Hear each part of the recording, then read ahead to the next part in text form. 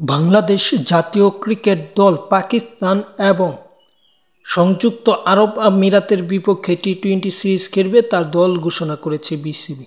সেই দলটাতে আছে মেহেদী।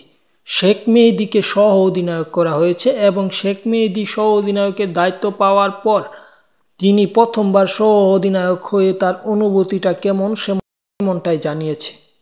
প্রথমবার জাতীয় দলের সহ অধিনায়কের দায়িত্ব পাওয়ার পর যোগাযোগ করা হয় শেখ মেহেদীর সঙ্গে।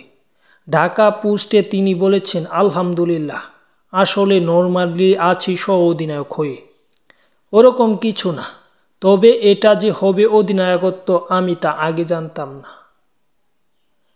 একটু আগে জানতে পারলাম আমি অধিনায়ক হয়েছি এবং চেষ্টা থাকবে ভালো কিছু করার, পাশাপাশি দলকে ভালো কিছু দেওয়ার, এমনটাই তিনি ঢাকা পোস্টকে জানিয়েছে। যাই হোক, খেলার আপডেট পেতে চ্যানেল সাবস্ক্রাইব করে পাশে থাকুন এবং পাশে থাকা বেল আইকন বাজিয়ে রাখুন ক্লাব বিশ্বকাপের আপডেট নেওয়ার জন্য এবং এই সিরিজের আপডেটটি নেওয়ার জন্য।